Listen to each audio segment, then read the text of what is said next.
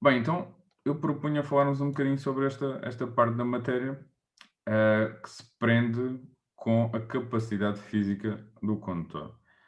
Ou seja, o condutor não é propriamente uma máquina, aliás, é facilmente falível, e depois há muitos fatores de risco que ajudam o condutor a falhar e muitas vezes aumentar o risco associado à condução.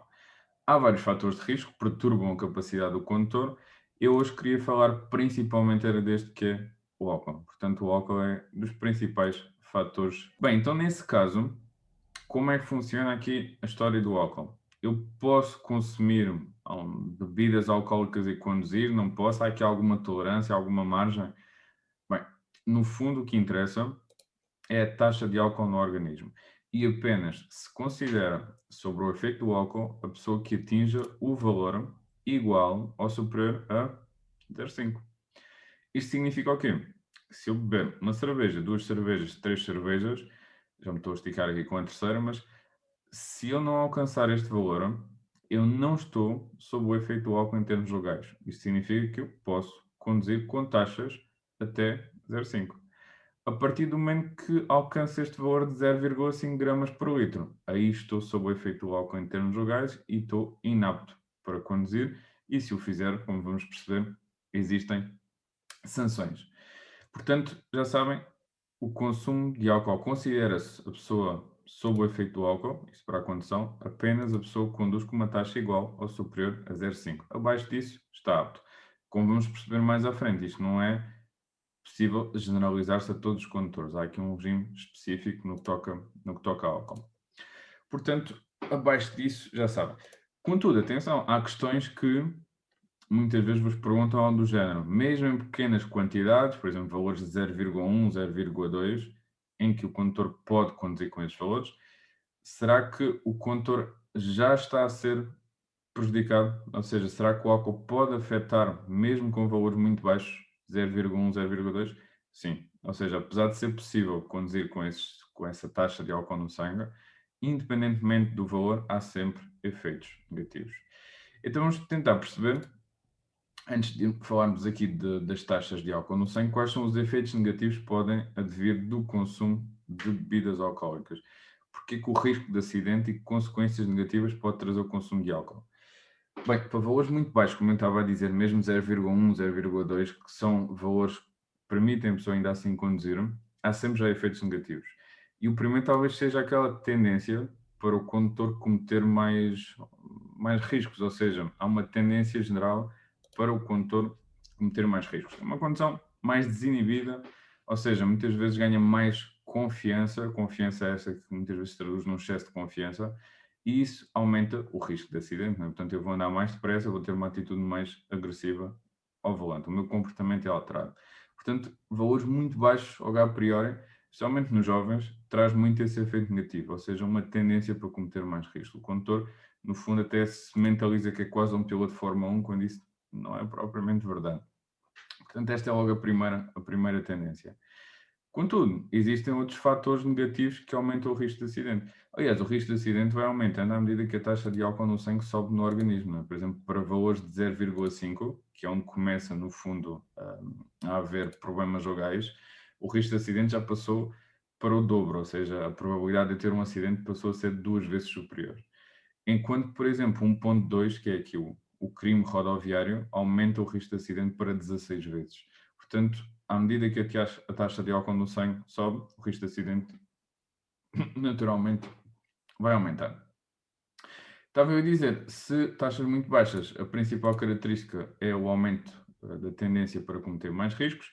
Depois ali, para valores muito à volta do início da taxa de álcool de 0,5, começa a haver o quê? Começa já a haver aqui as tais perturbações do tempo de reação, ou seja, condições normais, isto será uma média, não, mas um condutor demora um segundo a reagir, alguns condutores mais, outros menos, mas vamos pôr aqui um segundo. Agora, esse condutor alcoolizado não vai demorar um segundo, vai demorar mais tempo. Em vez de demorar um segundo, passa a demorar se calhar 1,2, 1,3 ou um segundo e meio. Então o que é que aconteceu? O nosso tempo de reação aumentou. Portanto, o álcool provoca um aumento do tempo de reação. Atenção, porque depois aí nas questões eles focam muito isso. O álcool provoca uma redução do tempo de reação. Não. é precisamente o oposto, não é? Portanto, o álcool provoca assim um aumento do tempo de reação, uma redução não seria possível. Nesse caso, seríamos mais rápidos a reagir, como já vimos anteriormente. Portanto, já sabem, o álcool provoca um aumento do tempo de reação. Em vez de 1 segundo, o condutor passa a demorar a reagir, se calhar 1 segundo e meio.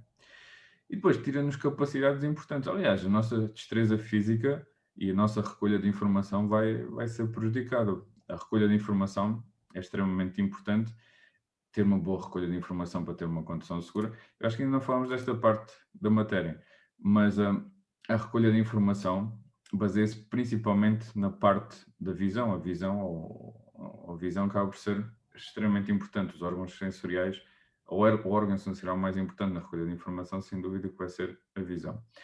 E aqui o álcool entra em ação. Consequências pode trazer o consumo de bebidas alcoólicas em termos de visão.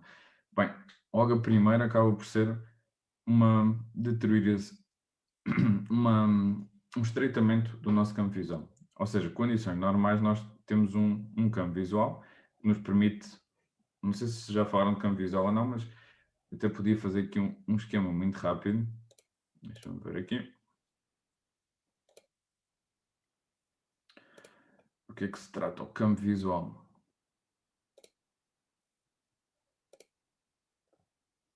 Ou seja, imaginem que isto será o veículo. Aqui temos o condutor. O campo visual será, se calhar, isto.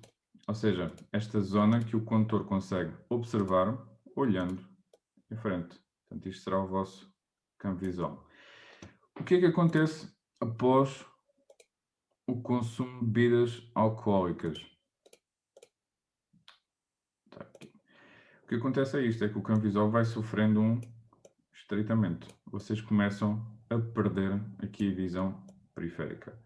Aliás, casos mais extremistas, vocês podem ficar com um campo visual quase em túnel, ou seja, como se tivessem umas palas nos olhos e só vissem ou só observem o que está literalmente à vossa frente. Portanto, uma das consequências mais óbvias nesta parte acaba por ser uma grande redução do tempo visual, grande ou não, em função da taxa de álcool no sangue. Portanto, é uma consequência óbvia. Isto quer dizer que vocês começam a perder a informação pertinente. Portanto, um peão que haja ou que surja junto à faixa de rodagem, a própria sinalização, vai ser basicamente ignorado. Portanto, o álcool é um grande inimigo do contorno na recolha de informação porque reduz muito o campo visual. Contudo, interfere também na acuidade visual. A acuidade visual, estamos a falar do quê? A acuidade visual também se torna importante porque é a nitidez com que eu discrimino os vários objetos. Ou seja, eu começo a ficar com uma visão mais turva se andar alcoolizado. Portanto, a nossa capacidade para discriminar objetos vai também ser prejudicada. E outra consequência problemática acaba por ser a visão estereoscópica. Visão estereoscópica, nós estamos a falar da capacidade que nós temos para avaliar as distâncias. Portanto, acaba por ser aqui o 3D da coisa. E à medida que eu fico sob o efeito do álcool, eu perco um bocadinho esta noção e não consigo avaliar as distâncias da melhor forma possível. O que faz com que eu muitas vezes não consiga adaptar a velocidade e mais tarde ou mais cedo, muitas vezes vou ser surpreendido em situações de trânsito. Portanto, em termos de recolha de informação, o álcool é péssimo, uma vez que, resumindo aqui um bocadinho, reduz bastante o vosso campo visual, portanto há um estreitamento do campo visual. Perde-se aqui um bocadinho a capacidade da visão estereoscópica, portanto eu deixo de conseguir avaliar distâncias corretamente, e a acuidade visual fica também prejudicada, uma vez que eu não vou conseguir discriminar os objetos tão facilmente, ou tenho aqui algumas dificuldades. A dificuldade a recuperar pós-encandeamento também acaba por ser uma característica, ou seja, eu vou sofrer mais com as alternâncias do uso, ou seja, porque há excesso de uso ou porque haja iluminação insuficiente. Portanto, tudo isto são características aqui do álcool. Depois, para além destes, o que é que consequências pode trazer mais? Já vimos que perturba bastante o tempo de reação, perturba a nossa recolha de informação e a nossa capacidade visual, e a tendência para cometer mais risco torna-se cada vez maior à medida que a taxa do álcool sobe, porque a partir de um certo momento vocês começam a ter pouca coordenação motora, já começam a ter dificuldades em coordenar o veículo, começam a adotar um mau posicionamento na via de trânsito, não respeitam, por exemplo, a sinalização e a comunicação com os outros condutores, portanto, vai havendo depois dificuldades acrescidas à medida que a taxa de álcool no sangue vai subindo. Aqui temos a ver um exemplo de um estreitamento do campo visual, portanto, o condutor perdeu visão periférica. Já agora aqui uma à parte, o estreitamento do campo visual surge muito em função ou motivado pelo consumo de álcool, mas pode surgir também em outros contextos, nomeadamente por uma velocidade mais elevada. À medida que eu ando mais depressa, vocês começam também aqui a ser penalizados em termos de campo de visão, ou seja, começam a sofrer um estreitamento do campo visual. Portanto, resumindo um bocadinho, essas são as principais consequências que advém do consumo de bebidas alcoólicas e que podem prejudicar a tarefa do condutor. Como eu vos disse, o risco de acidente depois vai subindo à medida que a taxa de álcool no sangue é maior e por esse motivo vocês vão ter depois aqui taxas que levam a contornações. À medida que a taxa de álcool no sangue é maior, a contornação vai aumentar a sua gravidade e, por consequência, as sanções associadas a isso. Então, esta também acaba por ser parte importante aqui desta matéria, que se prende com a taxa de álcool no sangue e as consequências de conduzir sob o efeito do álcool a partir de uma determinada taxa. Bem, eu vou focar-me apenas no regime geral, ou seja, resumindo, aquele regime que se aplica à generalidade dos condutores e que já existe há uns bons anos. Então, o regime geral, como eu vos disse ainda há pouco, ele só penaliza os condutores que estejam a conduzir alcoolizados com um valor igual ou superior a 0,5. Isto significa o quê? Imaginem que eu vou conduzir, numa operação stop sou fiscalizado e sugerem que eu faça aqui a despistagem ao álcool. E eu acuso aqui 0,48 ou 0,49. Ou seja, estou aqui mesmo na fronteira para o 0,5. O que é que me acontece? Bem, na prática, nada. Eles vão-me desejar boa noite e boa viagem, porque em termos legais eu ainda não estou sob o efeito do álcool. Contudo, se acusar 0,5, já vou ter problemas e sanções associadas. Então, 0,5, reparem que é uma contornação que é grave. Ou seja, há contornações que muitas vezes têm um aumento da gravidade progressivo. Começa como leve, depois passa a grave. Aqui não reparem que a primeira consequência, por estar a conduzir sob o efeito do álcool, é imediatamente grave. Portanto, dizer sim que é uma contornação grave.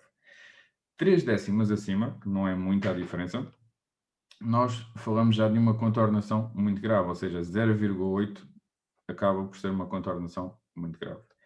E o valor de 1,2 torna mesmo a situação um crime rodoviário. Portanto, resumindo, estes são os 3 valores que convém fixar: 0,5 contornação grave, 0,8 contornação muito grave e 1,2 crime. Portanto, 3 valores a fixar. Que consequências é que advêm daqui? Bem, isto agora é um bocadinho parecido à história das restantes contornações. O álcool não é diferente das outras contornações. E sempre que há uma contornação rodoviária, existe o quê? Uma coima. Ou seja, eu fui apanhado com 0,5, então eu tenho que pagar voluntariamente a coima, que são 250 euros. Isto é o valor mínimo a pagar voluntariamente no local. Mas a mesma coima pode subir aos 1.250, portanto varia entre os 250 e 1.250. Se fosse muito grave, temos de duplicar, 500 a 2.500. Se for um crime, vai ser uma pena de multa decidida pelo juiz, né? Já que sendo um crime vocês vão ter que ser presentes num juízo em tribunal. Portanto, primeira consequência, sempre uma coima.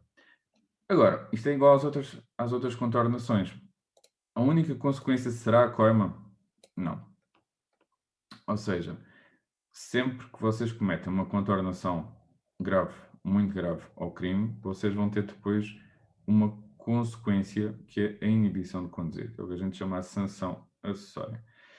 E esta inibição de conduzir acaba por ser de 1 mês a 1 ano nas graves, 2 meses a 2 anos nas muito graves, e no caso dos crimes, há aqui uma proibição que pode ir dos 3 meses aos 3 anos, ok? Portanto, 1 mês a 1 ano nas graves, 2 meses a 2 anos nas muito graves, crimes 3 meses a 3 anos.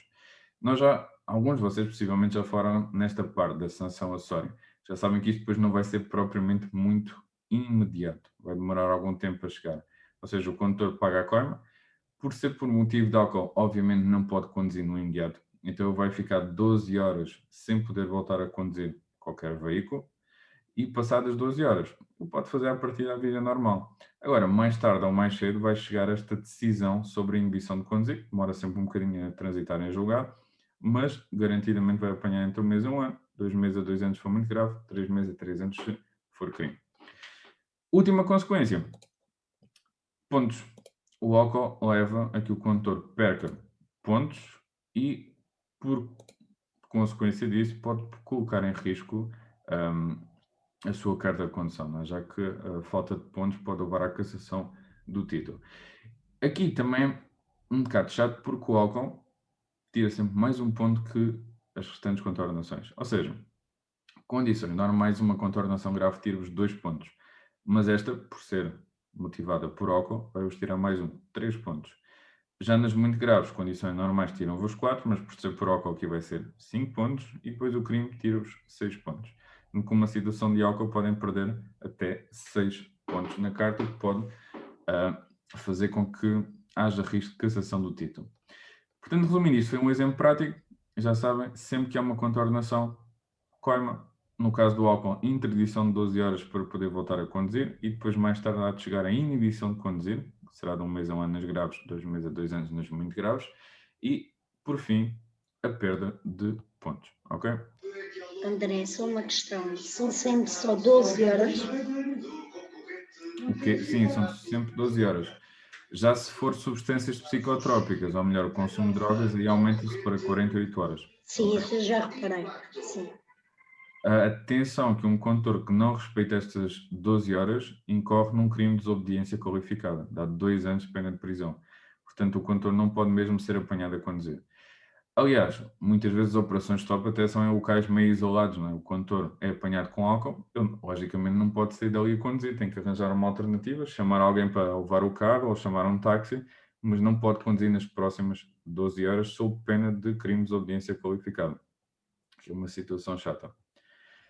Agora, eu falei de uma taxa geral, um 0,5, 0,8, 1,2, mas desde há relativamente há uns anos atrás, surgiu aqui um regime específico, que foi pensado principalmente para quem?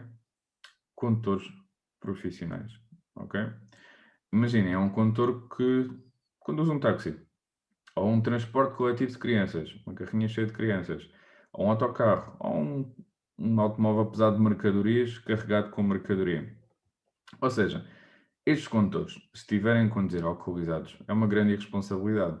Então, se o fizerem, deverão ser mais penalizados. Então, criou-se um regime específico. Esse regime específico, o que é que muda em relação ao regime geral? É que penaliza o condutor, mas mais cedo. Ou seja, imagina, enquanto que a grave no regime geral era só no valor igual superior a 0,5, no regime específico surge logo 0,2. Por sua vez, o 0,5 torna a situação muito grave, mantendo-se 1,2. Portanto, a diferença do regime específico é que surge muito mais cedo. As graves ao 0,2 e as muito graves ao 0,5. Portanto, esta é a grande diferença. Este regime, que foi pensado para os condutores que estejam a exercer uma atividade profissional, agora nas últimas alterações de janeiro estendeu-se também aos motoristas de TVDE, ou seja, os taxistas já estavam abrangidos por este regime, agora estendeu-se também a motoristas da Uber ou das outras plataformas idênticas. O que é que eu ia dizer sobre isto? Este regime já sabem que é para estes condutores, mas também acaba por ser para condutores em regime probatório. Isto quer dizer o quê? Que todos os candidatos que obtiveram a carta de condução, categorias B, vão ter um regime probatório durante 3 anos. Isto significa que durante os primeiros 3 anos da habilitação podem ser bem mais penalizados do que os outros condutores.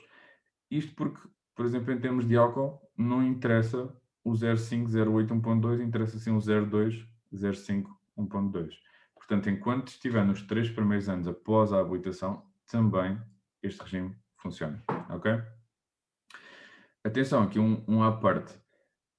Eu já tive alguns casos pontuais antigos alunos meus que perderam a carta.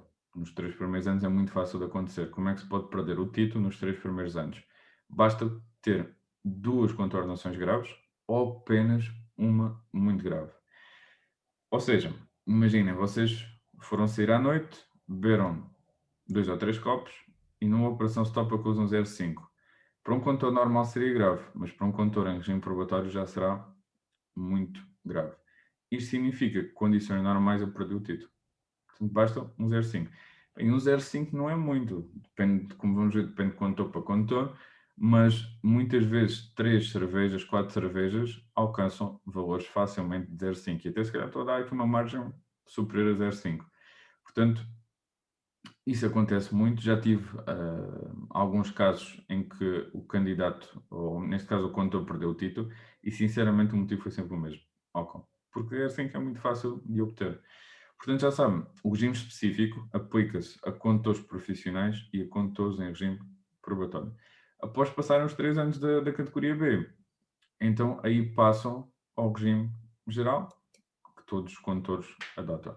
Nos testes, se não tiverem referência a que tipo de condutor se trata, partam sempre do pressuposto que é o regime geral. Só se tiver lá mencionado um motorista de autocarros ou de um pesado de mercadorias, aí pronto, trata-se de alguém do regime específico. Mas se não houver essa informação, sempre o regime geral. André, só uma questão. Quem conduz um pesado um outro carro, portanto, para eles o limite também deve ser reduzido, não é? É o mesmo, é o 02. É o Ou seja, um 02. motorista de autocarro, se é apanhado com 02, já tem problemas, tem uma contornação grave. Se fosse um condutor normal, não teria. É mais penalizado. Aliás, aí seria uma irresponsabilidade, não é? Estamos a falar de um condutor alcoolizado, como vimos, perde a sua capacidade e que está a pôr em causa a segurança de muitos ocupantes no veículo. Portanto, no fundo, até foi para estes casos foi pensado este regime. Portanto, regime geral, regime específico, penso que esteja resumido. E depois as consequências acabam por ser parecidas a quase todas as contornações. O que é que muda no álcool? É um bocadinho isto, as coimas são mais puxadas. Por exemplo, uma contornação grave, regra geral, não tem valores de 250 a 1250, normalmente é de 120 euros. E nas muito graves, 500 euros. Ou seja, numa operação stop que eu acuse o 08, eu sugiro que eu pague sempre voluntariamente no local os 500 euros. É o valor mínimo a pagar voluntariamente no local da contornação. Claro que muitas vezes até posso nem ter capacidade para o fazer, então tenho 15 dias úteis para fazer depósito do valor mínimo que são 500 euros. Portanto, também em termos de contornação, acaba por ser mais penalizador o valor da coima quando falamos de álcool. E como vimos, pontos também são mais penalizados. Assim, questões sobre esta parte da matéria, o que é que importa saber? Já sabem que depois vão ser fiscalizados. A fiscalização ocorre principalmente nas tradicionais operações stops, em que a GNR ou o PSP faz de forma rotineira, principalmente ali no fim de semana, hein? Há muitas operações stops montadas, muitas delas para fazer despistagem de álcool. A pergunta que eu vos faço é, ok, numa operação stop, eu identifico-me e é sugerido que eu faça o teste. Pode haver recusa ou não pode haver recusa ao teste de despistagem?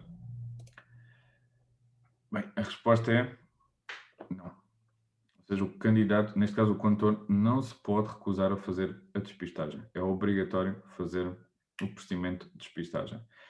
Pode é não concordar com o resultado. Ou seja, vocês podem fazer o teste, normalmente o tradicional teste do balão, não é? Por ar expirado.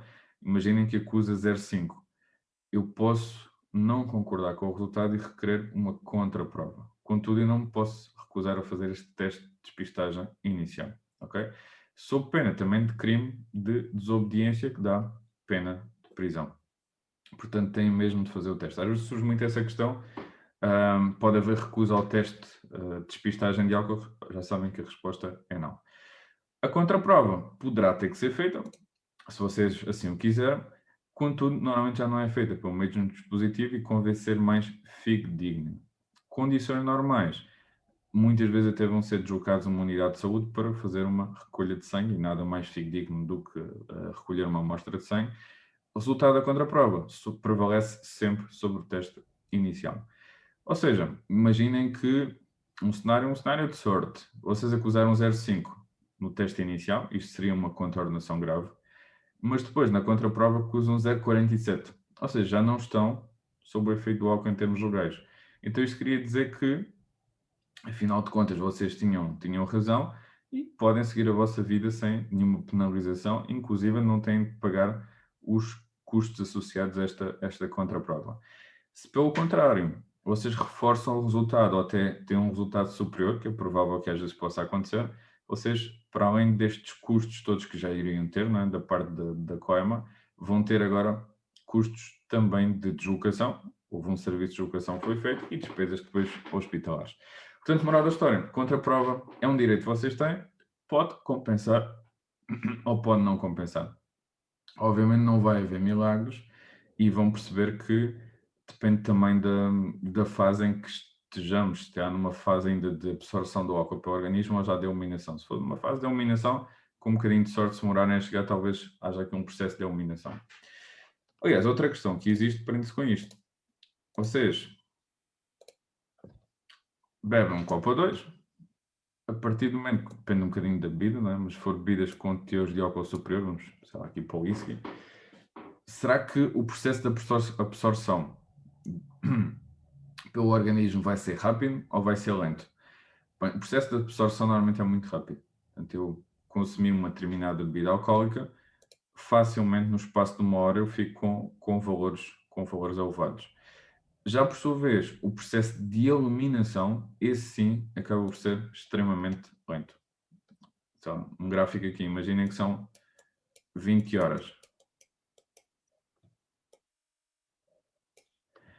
Se eu beber 3 copos de whisky, facilmente, no espaço de uma hora, a taxa que estava no zero pode ir para valores como o 2.0. Estou aqui a exagerar um bocadinho. Ou seja, se eu fosse conduzir, se é que vou ser capaz de conduzir com estes valores, isto seria um crime rodoviário, ok? Agora, são 9 horas, eu deixei de beber, aqui a taxa de álcool vai estabilizar, mas depois chega aqui uma fase em que vai começar a descer, porque o meu organismo vai tentar livrar-se do álcool e vai começar a eliminar o álcool do organismo. Será que vai descer com a mesma rapidez? Não. Ou seja, possivelmente no outro dia de manhã ainda há vestígios de álcool no organismo. Isto porque o processo de eliminação é extremamente lento. Aliás, há uma pergunta às vezes sobre isto: qual é o valor da taxa de eliminação do álcool pelo organismo? A escolher a hipótese de resposta mais pequena. Eles damos a hipótese 0,1 grama por hora, 0,2 gramas por hora ou 0,3 gramas por cada hora. Bem, é 0,1 grama por hora. Isto significa que se um condutor tiver 2.0, passado uma hora tem 1.9, passado 2 horas tem 1.8, depois por sua vez passado 3 horas 1.7. Como estão a perceber, acaba por ser um processo extremamente lento. Portanto, não há milagres e não se vão livrar depois da taxa de álcool facilmente, o que quer dizer que numa contraprova não vai haver diferenças muito, muito significativas. Portanto, resumindo aqui um bocadinho o que foi falado, já sabem que não pode haver recusa ao teste de despistagem de álcool, podem, contudo, não concordar com o resultado. Contudo, nunca vai haver diferenças muito significativas, a não ser que o equipamento não esteja a funcionar corretamente, uma vez que a eliminação do álcool para o organismo é um processo extremamente demoroso. Portanto, 0,1 grama, em média, 0,1 grama por cada hora que passa. Ok?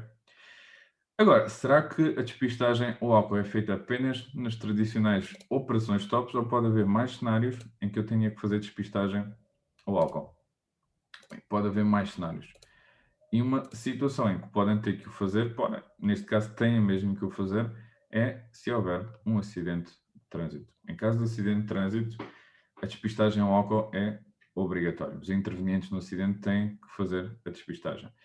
Isto, obviamente, se formos de um acidente em que as autoridades tiveram conhecimento e tomaram conta da ocorrência. Já agora, aqui uma parte, será que em caso de acidente é sempre obrigatório alertar as autoridades ou nem tanto?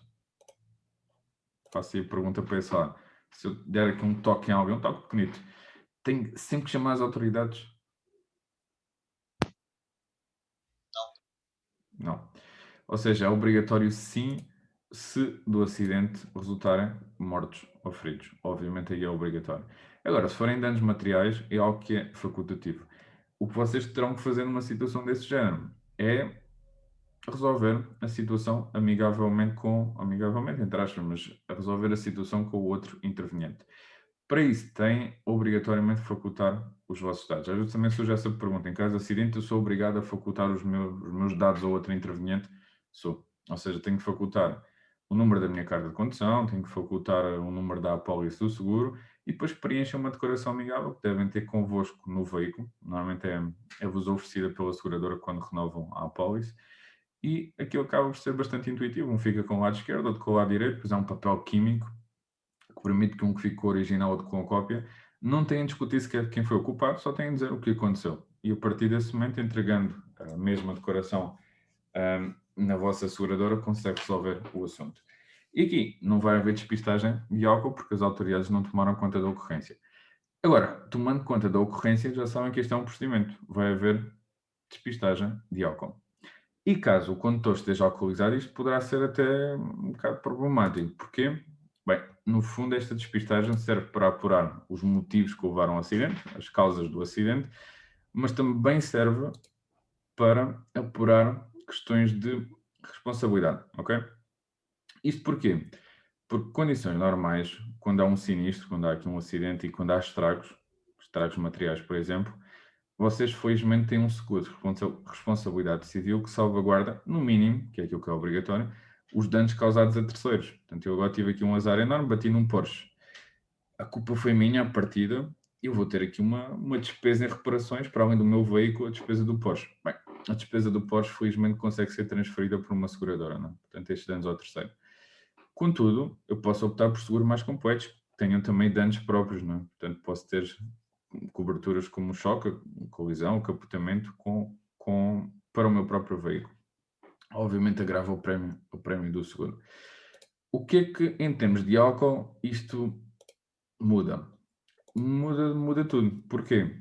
Porque, em caso de acidente, se o condutor estiver alcoolizado, eu não consigo transferir a responsabilidade para a seguradora.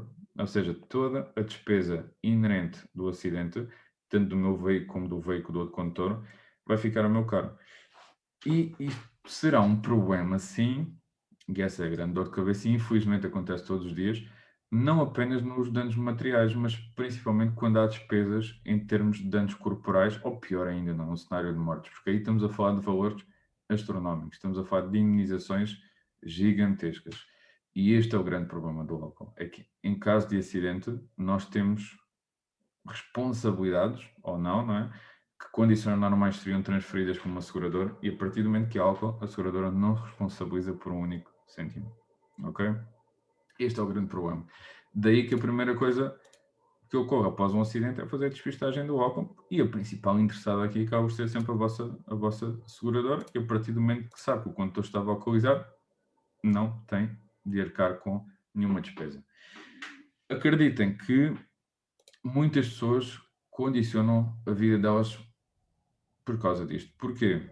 Eu não sei se têm noção, mas o seguro mais reles do mercado tem um plafond generoso. Isto até foi alterado há relativamente pouco tempo, eu era, não sei precisar ao certo, mas salvo erro tem um plafond à volta de 7 milhões e 200 mil euros.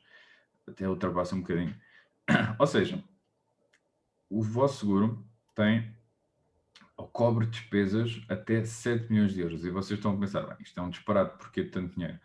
Acreditem que não é assim tanto dinheiro quanto isso. E somente se falarmos de acidentes com danos corporais, com vítimas graves, com hospitalizações, com pessoas que ficam com problemas a nível físicos e condicionadas resultado desse acidente, acreditem que isto não são valores elevados e estes valores vão ser utilizados. A seguradora vai indemnizar as vítimas, vai ter que sustentar as vítimas muitas das vezes, por muitos anos. Ao fim e ao cabo, fazer adaptações em casa, etc, etc. Portanto, isto ocorre diariamente. Felizmente, condições normais, o seguro serve para estas situações. Para salvaguardar estas indemnizações vão ter que ser dadas. Agora, imaginem um cenário em que o condutor está alcoolizado, do veículo resultou uma ou duas ou três vítimas mortais, o condutor estando alcoolizado vai ter que pagar indemnizações gigantescas às vítimas, né, e muitas vezes aos familiares das vítimas, e acaba por ser uma situação extremamente problemática que muitas vezes vai originar penhoras do vencimento durante muitos anos, se não for para o resto da vida. Portanto, eu queria vos alertar um bocadinho mais para isso. O álcool é problemático porque, como já vimos, aumenta o risco de acidente, É problemático em questões de fiscalização, são as contornações mais pesadas, com as consequências mais pesadas, e muitas vezes levam mesmo a que o condutor perca o título e origine cassações. Mas o grande problema do álcool, eu diria que é isto, que é a responsabilidade, questões de responsabilidade, ou seja, condições normais são transferidas para uma seguradora, sendo que o condutor, estando alcoolizado, passa a ser ele a assumir todas as despesas resultantes de um acidente, que muitas vezes ascendem a milhões de euros, ao fim e ao cabo. Portanto, este é o problema associado ao álcool. Aliás, o álcool está muito presente nos acidentes, especialmente nos acidentes graves. Eu não sei se tem noção da estatística, mas cerca de 30% das vítimas mortais estavam alcoolizadas. Portanto, isto é muito representativo. Há muitos inimigos do condutor, muitos outros fatores que levam a aumentar o risco de acidente e que levam a acidentes de viação. Alguns deles também são puníveis, como a utilização de um telemóvel ou de um aparelho radiotelefónico. Também acaba por ser, e, aliás, sofreu agora também um agravamento das sanções. Como tantos outros, o cansaço, a sonolência, os estados emocionais, há muitos fatores de risco que levam os condutores a aumentar o risco e, neste caso, muitas vezes a ter acidentes de viação, mas o álcool acaba por ser o principal e o mais problemático. Sobre o álcool, o que é que me faltou assim dizer? Já vimos as consequências, não? Traduz-se aqui num aumento significativo do tempo de reação, perde-se muita capacidade de recolha de informação, há uma tendência geral para cometer mais riscos. Contudo, será que todas as pessoas são afetadas da mesma forma? Não. Ou seja, o facto de eu consumir uma determinada bebida e vocês beberem uma bebida exatamente igual, isto pode até ditar divergências significativas na taxa de álcool no sangue. Ou seja, aqui o lema é não fazer experiências, se conduzirem, não bebam, mas o que é certo é que há um condutor que pode ficar sob o efeito do álcool e outro não, mesmo com a mesma quantidade de bebida ingerida, não é? O que é que pode fazer aqui a diferença? Há vários fatores que podem tentar justificar a diferença na taxa de álcool no sangue, nomeadamente, e é se calhar o principal, a estrutura física do condutor, ou da pessoa que consumiu o álcool, melhor dizendo. Ou seja, uma pessoa maior, uma pessoa com mais peso, normalmente não é tão afetada. Também normalmente tem mais álcool no organismo e o álcool vai ser diluído pela quantidade de sangue, não é? Ou melhor, tem mais sangue no organismo. Portanto, o peso faz aqui uma diferença significativa. Contudo, há outros fatores, por exemplo, o género, se é homem, se é mulher. As mulheres normalmente, pelo mesmo motivo, normalmente a mulher tem menos sangue no organismo. É mais penalizada também, portanto vai ter uma taxa de álcool à partida superior, mas depois outros fatores, como é que o ingerir bebida alcoólica, se foi durante uma refeição ou se foi de estômago vazio, aqui as paredes do estômago vão ser muito eficazes na absorção do álcool, né? E vai ser quase uma bomba atómica. Eu estou habituado ao consumo, se não estou. Portanto, há muitos fatores que podem fazer aqui a diferença. Aliás, eu aqui neste programa não vos consigo mostrar, mas havia aqui uma tabela, pode ser um padrão, mas, por exemplo, uma pessoa que pesa 90 quilos, se ingerir meio litro de cerveja, portanto, se faz duas minis, não mais que isso, ela vai ter uma taxa à volta de 0,2. Mas a mesma quantidade de bebida, portanto, duas minis para uma pessoa que pesa 50 quilos, já vai ter problemas legais, ou seja, já supera o 0,5. Portanto, a estrutura física pode ser um dos muitos fatores que pode explicar estas diferenças, digamos assim. Claro que aqui a moral é nunca confiar na sorte e, independentemente de haver a possibilidade de conduzir só com álcool no organismo, desde que não superam 0,5, obviamente a recomendação será, se conduzir, não devem beber. E, principalmente, no que toca a questões de responsabilidade, já sabem que isto é extremamente problemático e todos os dias ocorrem situações graves a este nível.